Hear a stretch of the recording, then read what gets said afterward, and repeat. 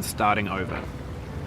If you deleted your homework the day before it was due, as I have, or if you left your wallet at home and you have to go back after spending an hour in the commute. If you won some money at the casino and then put all your winnings on red but it came up black. If you got your best shirt dry cleaned before a wedding and then immediately dropped food on it. If you won an argument with a friend and then later discovered that they just returned to their original view. Starting over is harder than starting up. If you're not ready for that, like if you've already had a bad day, then what you're about to go through might be too much. Feel free to go away and come back. I'll be here. Alright, thanks for coming with me on this trip.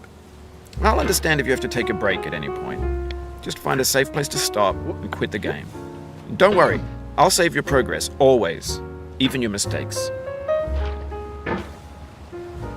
This game is a homage to a free game that came out in 2002, titled Sexy Hiking. The author of that game was Jazzo, a mysterious Czech designer who was known at the time as the father of B games. And B games are rough assemblages of found objects. Designers slap them together very quickly and freely, and they're often too rough and unfriendly to gain much of a following. They're built more for the joy of building them than as polished products. In a certain way, Sexy Hiking is the perfect embodiment of a B game. It's built almost entirely out of found and recycled parts, and it's one of the most unusual and unfriendly games of its time. In it, your task is simply to drag yourself up a mountain with a hammer. And that act of climbing, in the digital world or in real life, has certain essential properties that give the game its flavor. No amount of forward progress is guaranteed. Some cliffs are too sheer or too slippery. And the player is constantly, unremittingly in danger of falling and losing everything.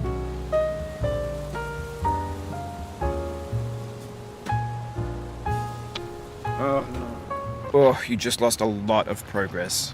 That's a deep frustration, a real punch in the gut.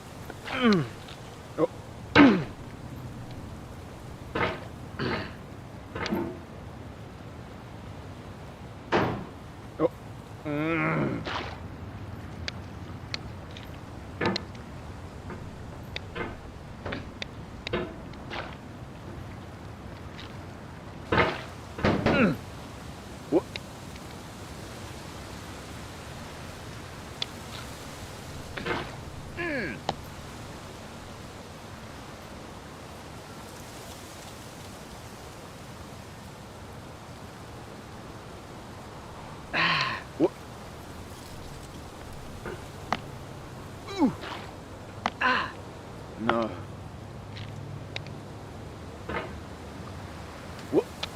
No.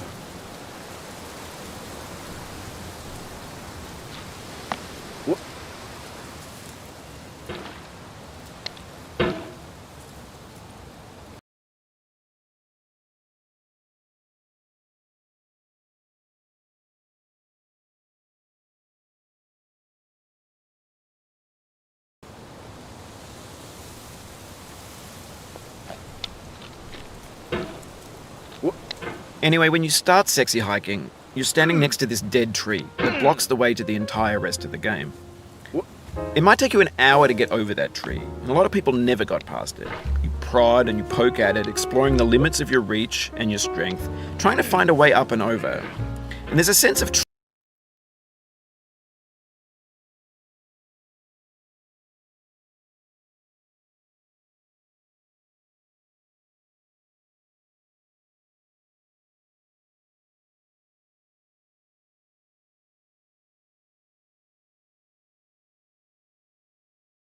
truth in that lack of compromise. Most obstacles in video game worlds are fake. You can be completely confident in your ability to get through them once you have the correct method or the correct equipment or just by spending enough time. In that sense, every pixelated obstacle in Sexy Hiking is real. The obstacles in Sexy Hiking are unyielding, and that makes the game uniquely frustrating. But I'm not sure Jazzuo intended to make a frustrating game. The frustration is just essential to the act of climbing, and it's authentic to the process of building a game about climbing. A funny thing happened to me as I was building this mountain. I'd have an idea for a new obstacle, and I'd build it, test it, and it would usually turn out to be unreasonably hard. But I couldn't bring myself to make it easier. It already felt like my inability to get past the new obstacle was my fault as a player rather than as a builder. Imaginary mountains build themselves from our efforts to climb them, and it's our repeated attempts to reach the summit that turns those mountains into something real.